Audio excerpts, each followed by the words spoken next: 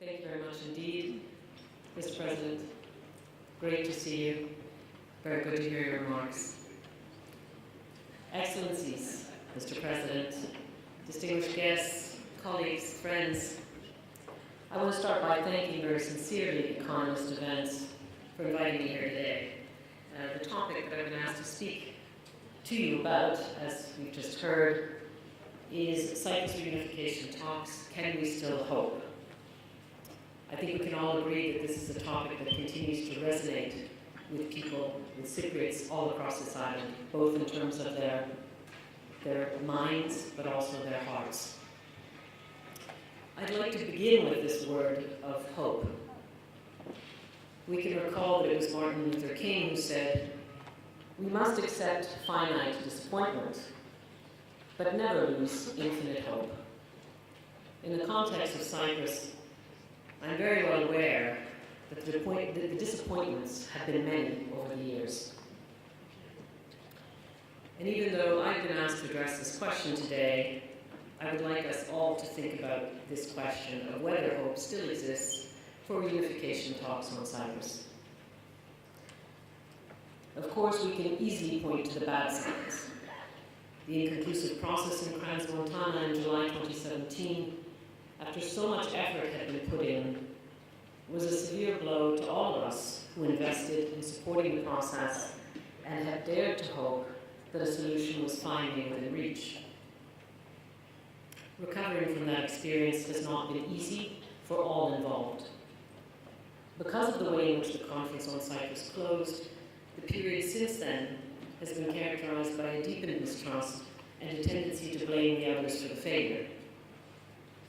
After the conference closed last July, the UN Secretary General emphasized in his report to the Security Council that the prospects of finally pushing this process over the finishing line will remain elusive without the strongest political will, courage and determination, mutual trust, and a readiness on the part of all parties to take calculated risks in the last and most difficult mile of the negotiations.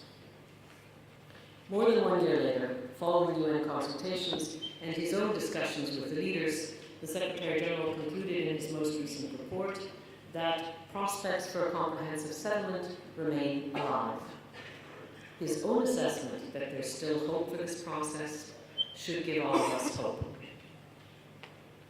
In the course of the past few weeks, I've also observed some encouraging developments.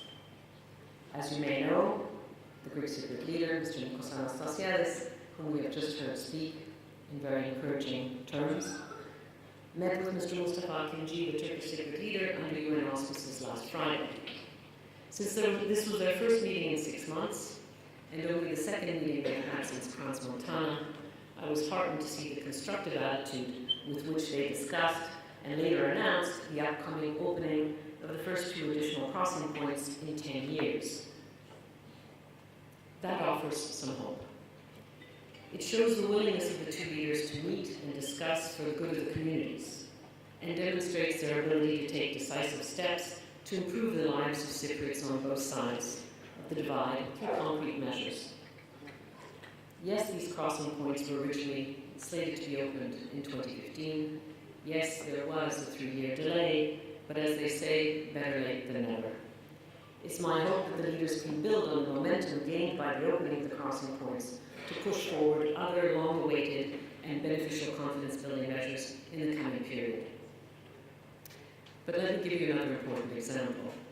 In their statement last week, the leaders confirmed that they would engage constructively with Ms. Jane Hall-Lute, who visited the island earlier this week. Ms. Lute, you may recall, had been asked by the Secretary General in July of this year to conduct consultations on his behalf. She met with both leaders to gauge whether the sides continue to converge on key issues and ultimately whether the parties are able to agree on a consensus starting point for a possible negotiated conclusion to the Cyprus issue. As you will have seen it reported, Ms. Lute's contacts were fruitful and both sides were fully engaged through holding frank and forward-looking discussions with her.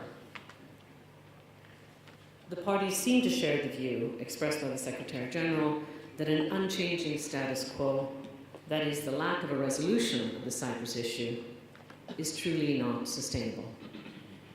Significantly, in his last report, the Secretary General also underscored a widely held view that the time of endless processes that fail to produce results lies firmly behind us. On Tuesday this week, the Security Council held consultations on Cyprus, during which it considered the Secretary General's most recent report. The Council expressed its unanimous and full support to the efforts of the Secretary General, of the UN in Cyprus, and Ms. Lutz's ongoing consultations with the parties. But even more importantly, highlighting a sense of urgency, most Security Council members reiterated that the status quo is unsustainable, as they also maintained their strong support for the leaders and for the prospects of a renewed process. The Security Council's commitment to this issue, despite the many other pressing matters of international peace and security that they deal with on a daily basis, I believe also brings hope. So all of this is on the positive side of the ledger. So now the question becomes, what is needed for hope to actually become reality? To say that the Cyprus issue is complex and that this question is therefore challenging is an understatement. I can nonetheless point to some important elements that come to my mind. Leadership, political will, dialogue, a willingness and the ability to see things from the perspective of the other side, and to make the necessary compromises, a belief that the benefits of a solution outweigh those of the status quo, inclusion, transparency, and support, both from within and from outside. On this last point, the UN understands that the international community, and in particular the guarantor powers, the United Kingdom, Greece, and Turkey, must do their part to support this process and contribute positively to reaching a solution. At the same time, the UN, including the Secretary General, has been quite clear that it's first and foremost up to the Cypriots, and especially the two leaders, to determine the future course of this process. At this critical juncture, the leaders are called to show their absolute determination, courage, and leadership. And I believe we've heard this today. I believe that all Cypriots want and deserve a peaceful, prosperous future on this small, shared island. And it's long been agreed that the best way to ensure that this happens is through a settlement based on the well-known United Nations parameters. This, as I understand, has become the hope of many. Of course, leaving behind the status quo can be as frightening as it can be energizing. This is why I believe there's also a pervasive sense among many that there was not enough public engagement in the past, nor enough clarity on the shape of the settlement being prepared, and that the voices of ordinary Cypriots were not heard enough during previous rounds of negotiations. I'm inspired by the efforts of those on the island who are reaching across the divide, seeking to understand their fellow Cypriots, working to bridge differences, and proving that what brings the communities of Cyprus together vastly exceeds what separates them. I fully share the Secretary General's trust, as he put it in his latest report, and I quote, "in the vitality, energy, and strength of the island's population, including, especially, its women and youth, as well as his belief that greater engagement of civil society is essential to, as he put it, building the necessary confidence to take the steps that a solution will require." In this regard, the Security Council has also pointed out that a lot more would need to be done in the future process to prepare the two communities for settlement, to explain the benefits of a solution, change mindsets, and build a shared vision for the future. A peace process needs to land on fertile soil, and in this we all have an important role to play. Based on international best practices, the Security Council has over the past 10 years continuously called for more inclusive, transparent, and ultimately more effective peace processes around the world. Compelling evidence has shown that inclusive processes that ensure the effective participation of women in civil society more broadly increases the possibility of reaching and sustaining peace. Cyprus is no exception. The the Secretary General has repeatedly called on the two leaders to carefully consider ways to ensure greater inclusivity and for the concerns of the constituents, including women, more than half the population, to be taken into account. He has asked them to think of mechanisms by which, in possible resumed negotiations, they could preserve the confidentiality of the deliberations while also engaging in public outreach and providing information.